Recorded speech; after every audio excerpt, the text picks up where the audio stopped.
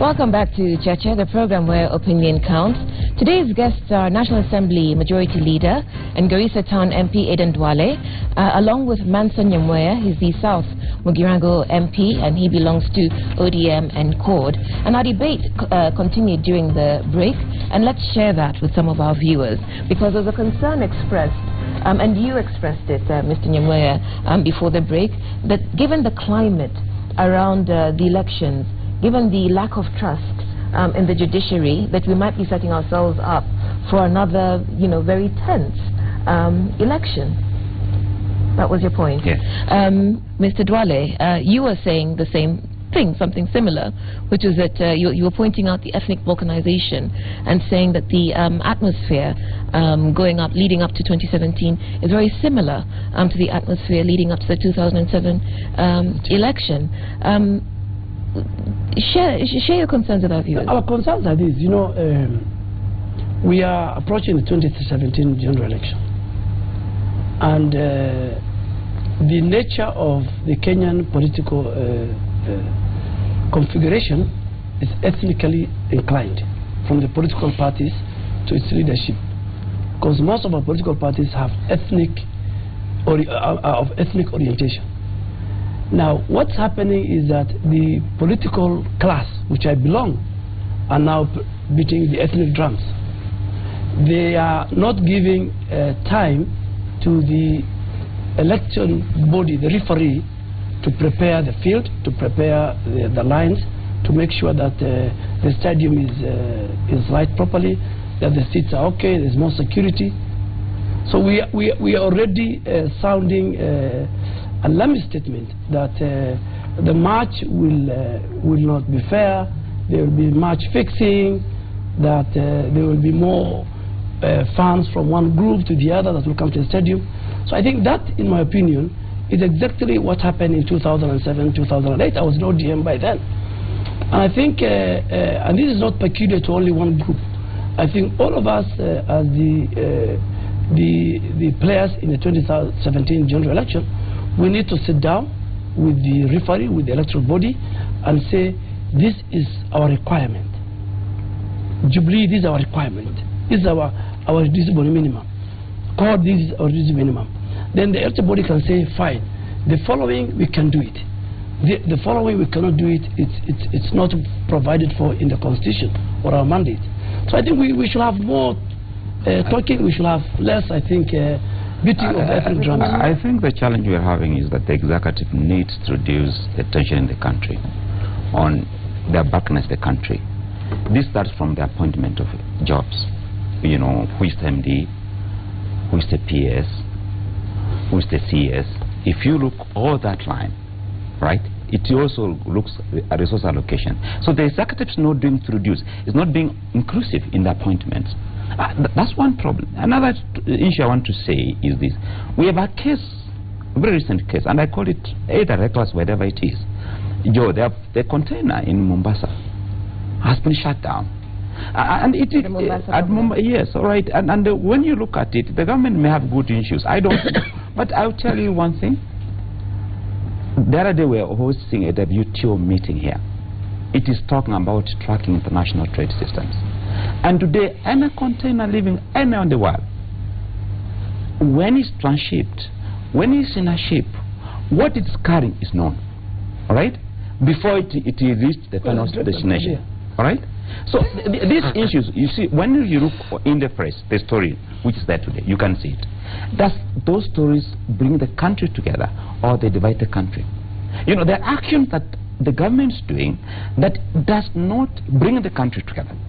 So it is really an issue of how does the government govern the country to minimize tension, to bring people together, to bring people that they are all included, they are part of the leadership, they are part of the government. Because unless that's done, because let us not talk about what is causing this tension, what's making people to think tribal way. What are the issues, the underlying issues that the government needs to address so that these issues are minimized? David, what do you think? Because we've talked about this, and you also agree that the environment in the run-up to 2017 is very similar to the environment in the run-up to 2007.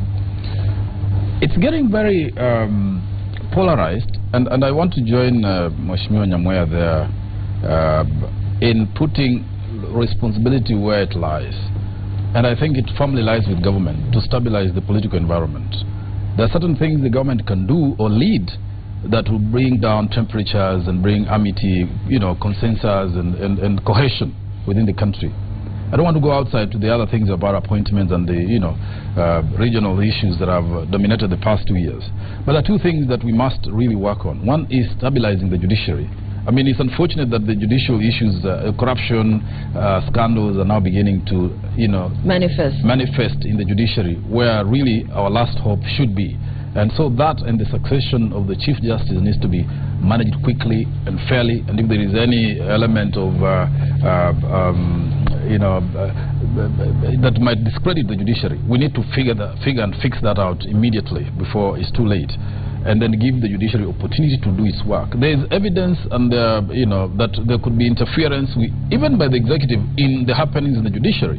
I mean, from the constitution of the Judicial Service Commission, the attempts to manipulate the succession and so forth, which I think need to be sorted out, and the executive and majority here must take that home. It's work to be done. Right. And then the second one, which is important, and I want to join him, is the need to give space to the IEBC to do its work, and the political actors to cease the hostility. And again, it goes back to the executive majority's part. Give IEBC the money it requires to be able to do the job. That is required. I mean, that is really a function that cannot be shared by anybody. It's the treasury, it is the majority. They know what needs to be done. They need to facilitate the IEBC to be able to do the job, and then hold the attacks on it, because once you discredit the IEBC and you discredit the judiciary, where are we left? That's really the crisis we have. Mutegi, what do you think? We're told that the environment now is similar to the environment in coming up to the environment previously in 2007. There are people, both political parties, who think the dominant political parties. Yeah, the two of them. They have to win, and all of them are doing everything to win. You can see the clamor for registration of voters, the acquisition of ID cards. All of them are struggling to maximize in terms of, so that when it comes to elections, they have the numbers. But the question is, if we have a problem with the electoral commission, they are saying they don't have the money to register voters. They don't have the money to acquire. You remember yesterday they sacked the ICT people, which I think is positive. And as Makari says, you have to have that in place. If we don't have that, if you don't have trust in the judiciary, if you don't have trust in IBC, you can be sure 2007 was a child's play when it comes to next I think we need to, as Kenyans, we need to be serious on the issues facing the country. This country belongs to all of us, and there's need for stability to prepare, such that one and foremost that the executive should give IBC adequate funding. What happened in 2013 is lack of funding, and I think we should not go the same way. I mean, if you look at what they have asked, because I see it in back, right? If you look back, yes. If you look what's happening, really, we need to be more serious for this country, so that these issues are resolved quickly and quick enough. He's a majority leader. He has a big say. For the government treasury to allocate enough funds to IBC to prepare elections adequately in time. Isn't the budget making a parliamentary activity? It is a parliamentary activity. They will bring an allocation. The issue at the end of the day, when we pass the budget, it is what the CS has brought. Because the CS is the main person. Let me come in.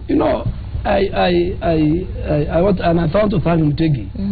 You know, under the new constitution, budget making process is a parliamentary affair. So if there are people who are denying IEBC money, it's us.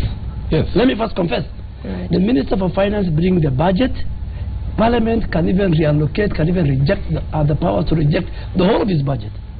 And I want to assure today that both in the supplementary budget that is coming before the House next week and the main budget for 2016-2017, IEBC will be given. I will take that undertaking myself.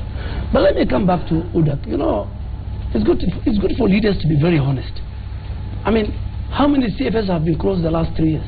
There are many. There are more than 10. Why should the one of Joho be a special case? Why?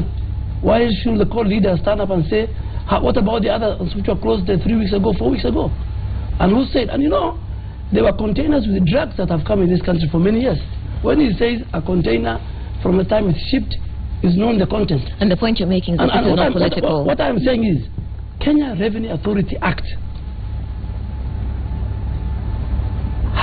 gives Kenya Revenue Authority, the Commissioner General, the Customs Commissioner, the powers to seize, to close, to destroy, and to impound.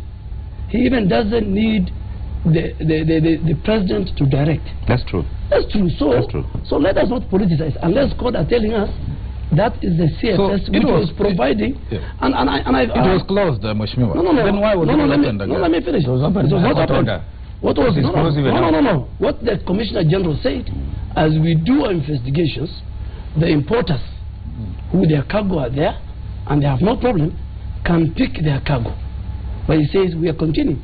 But look at it. You know, secondly, as we have said, if we need to play a safe and respect the referee to the countdown to 2017, there were more choruses from the court coalition that, oh, Moses Wetangula is being removed, the elections will be rigged. More even, we have never said about 2017. I mean, registration of voters is a constitutional right. Every Kenyan will walk to the police station, will get it. But you know, when you say, oh, one section is being given ID cards and there are no evidence, one section are getting more biometric machines and you have no evidence, and you are a key leader of a coalition, and you are talking to your supporters, when a governor, you know, so irrelevant, it doesn't make any sense. I mean, it's not that you should have the So let me finish. No, I want to check that what you're saying. When he says, remove Uhuru and put Railas, those are the sentiments that create ethnic animosity. Wait, hold on. Is this the same point that Mr. Mudavadi made last week? That in terms of registration, certain areas are already well represented and others are not. And so when you have a budget and you allocate equal resources, you allocate resources equally when some areas need more in terms of to get them registered, then that's unfair. Are you making the same point? What I'm saying is, as we go to the registration, there are a number of kits available per ward across the country. Yes. Based, I think, on the number of registered voters or the population of that area. I don't agree with IBC, and I'm saying it, that everybody must be given equal number of the machines, of the kits. But you know, that can be done if we, the political leadership, go and do it, that dialogue with IEBC in a more condensed in-house meeting. But you know, when you say that, even up to now, the opposition are saying some areas are given more machines. Up to now, they have not told us. Because even me, I might be among the ones who are being given a few machines, I will complain. But you know, what we are saying is, do not use the ethnic tones to always propel yourself to leadership. That even when you are cornered, you go to Garissa. Duale goes to Garissa and create. Look at even when governors or politicians are involved in corruption. You know, they come with their community to EACC. They go to court with their communities. And that is what we call ethnic mobilization. That again will make other communities, every community to mobilize. But that is one of the reasons why we are forming one party. I mean, I love URP. I mean, we have 76 members of parliament. We have more members than even old parties like Wiper and Ford Kenya and New Ford people. But we've decided we can build roads, we can improve the economy, we can transform the country, but as long as our politics is ethnically based, then this country is heading nowhere. That's why we want to have one huge party, either like the Democratic Party or the Republican in the U.S. Okay. But our friends will never do, because they're the beneficiaries of ethnic politics. We were going well. We were going well in terms of finding solutions to this, polarized ethnic environment, and then you threw a missile across the room to your opponent. Sir, you're coming in? You're going to say something? Yes, I want to say something. He's talking about the issue of parties. I think parties, forming one party, does not reduce tribal animosity. It still exists. Because we have already said that the country, as we go to elections, right, people are divided along tribal lines. I think what's important is fighting corruption. That's key number one. To fight corruption. To ensure that there's fairness in resource allocation. To make somebody seated anywhere, you will say that decision made, those appointments made are fair, we don't have a problem. So long as that does not happen, it does not matter. We can even be one party. We were one time a one-party state. But the issue remains. No, we're not going that way. No, let me finish. Let me finish. The issue remains, corruption was rampant. So long as there's no political will to fight corruption, so long as the country as it is now, right, all the systems appear not to be working, there is nothing like you create two parties or one party to bring the country together. What can bring the country together is a fair justice system. It's a fair allocation of resources that people can know. It does not matter whether I'm the president. Even if it's Duale from Northeastern, who's the president of this country, is going to allocate resources fairly. They will reach me in Kisii. They will reach me in Garissa. They will reach me in Mombasa. They will reach me in Western Kenya. That's the function of parliament. And that's the role of the executive. And also appointments. We have talked about it. We have said how they are being done and the issues at play. So the issue here... Is the president allocating anything? No. Employment? Pastoral bodies. CS, he appointed CS. The CS in turn appoints the CS. No, that's not what I'm talking about. I think we have to be careful. That's not what I'm talking. We're doing what we're accusing, the larger political class of. The reason why we have the reason why we have the reason why you have why is the reason why you have devolution? No, listen. Two things the new constitution did. Number one, it created the devolved system of government. Why? That the people should not be, resources should not be controlled from the center. My county gets 7 billion. Secondly, why it was the rationale of making budget a parliamentary process? For them to say, if you have 100 billion for roads, you must make sure roads are distributed evenly across the country. And I can confirm that is the function of parliament. So if he has failed as a parliamentarian, and he has not failed because the current budget we have passed, for the first time since independence in the history of Kenya, Northeastern has received resources for a road between Garissa and Wajir. So when Parliament has power. So when the president goes up country and says this road will be tarmacked, where does he get that authority? Yes, that because he is the head of the executive, he is the head of the resource. Parliament has helped him in reallocating. So that is a government function. That is administratively a government function. How is that? Mixing up issues. That's what I was saying. David, you just said that allocation of resources through the budget is a function of parliament. Once parliament has done that, where are these other resources that the president then allocates? If he is not referring to what Mutegi meant. What Mutegi meant was this. After Parliament allocates, the money goes to respective departments of government. Let me finish. It goes to infrastructure. And the infrastructure is now a department of the executive.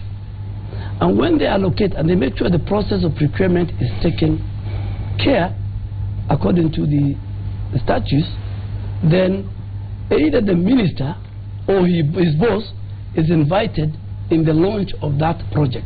There is nothing wrong with that. That's what Mutegi asked. So what you're saying, the president goes and launches. What you are saying is in fact that people are normally ignorant that these things are actually provided for, and the president comes to, you know, state what already exists. You know, that is normally the situation. No, but you know, Makali, one thing you don't know is that the budget process is anchored on the premise of the coalition in power based on their manifesto.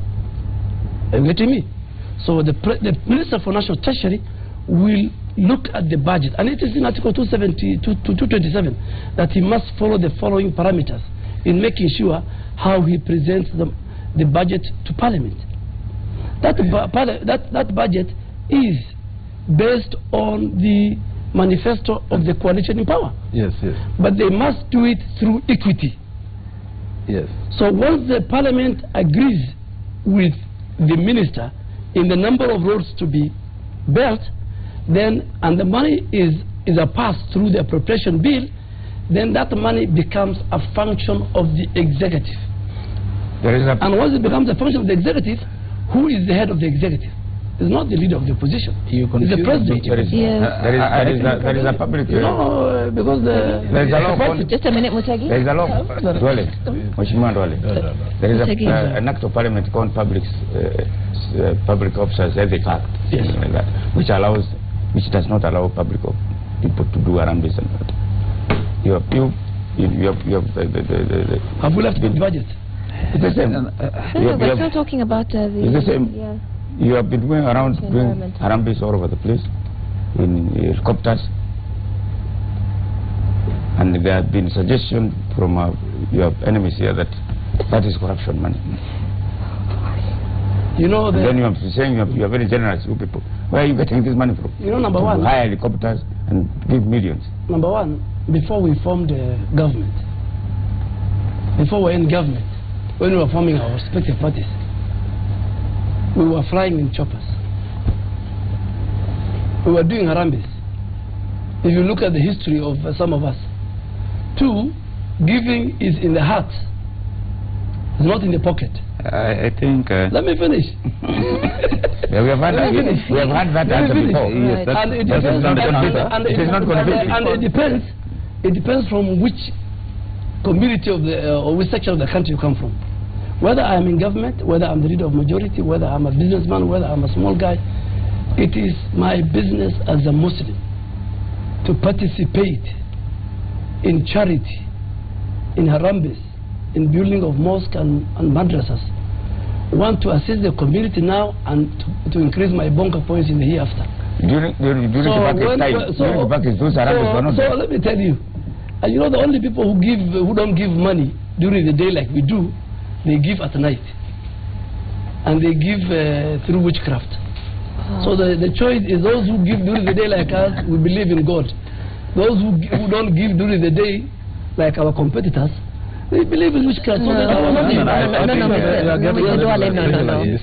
Are you saying that you know, politics should all be about this money? I mean, we've been trying. Before we go there, though, I mean that's highly offensive. No, yes, it is highly offensive because you are, you know, accusing the other side of witchcraft, and taking this religious high ground. I have done an analogy. I say those who give during the day. I'm in opposition. I don't give money those at night. At night in secrecy. Mr. Duale, that is offensive. And we've talked about the polarization of the environment ahead of elections. It can be polarized. It can be No. I'm entitled to give an analogy. But we have to be careful. No, but we have to be careful, and we have to be responsible about what we say. And here we are trying to draw down tensions, and you are carelessly. The responsiveness of a statement I have made. I'm telling you, I am under obligation to give an analogy. And that obligation does not extend to offending I am giving an analogy who are your that in the African context, those who give during the day are those who believe in God. Those who do it in secrecy at night, they must be working with some And the argument, sorry, some Mr. Duale, no, we will continue with this. The argument could be made that there are those who want to give and not, advertise their giving. Okay, because they don't want to claim bonga points publicly. No, you want to go and build a mosque. Why should you? No, Mr. Duale, we have to be responsible. You want to give to a church? Mr. Duale, we have to be responsible. Okay, we're talking about tensions in the run-up to the elections. Let's be very careful how we speak. Thank you. Can I comment? Let me talk about the Harambes. I mean, let us not trivialize this is a very serious issue of Harambes, and the leaders who are contributing this money, they contribute enormous funds. Somebody can spend 10 million in a week. Obviously, if it's from his own business, let's know the business is doing. And if he's getting the contributions from friends who could be business associates, then they need favors in business. And that's corruption. Because there are only two ways. You are either getting that money from friends who are business people. And if they're in business, they're giving you those money to give Harambes, then they need favors in terms of them securing the business. So they're bribing their way to get the business. There is no two way about it. Either if it is their own source of income, we know how much they earn. When somebody hires a chopper, somebody goes and spends 10 million in a week, 3 million, 4 million in a week. All right? Those are resources being used. Those resources, if they are coming from private people, all right? They are doing it for a purpose. Yeah. Maybe I should ask. And if they are coming from state coffers, all right? If they're coming from, that's also a possibility because we don't know, all right? And that's why people have been talking about the issue of Europe, because we don't know, right? If they're coming from state coffers, then that's a more serious issue. And let's be transparent as a nation, and let's be accountable on what we're doing and what we're saying. And I could like to comment even on this issue, where people have been talking about Europe. One thing, as we see today, so we go fishing. We don't know actually who bought this Europe in wherever it was. We don't know whether it is true it existed, because the proceeds, we are told the money is in the account. We had the Goldenberg issue is here. Goldenberg, somebody went and got dollars and put them in central bank and said, I have exported gold. Right? How do we know? Because that information which has not come out clear on these issues, which needs to come clear. And I saw what the CS said. The document gave did not add sense. They were not making any sense. Because we need proper documents. We need the person who deposited money.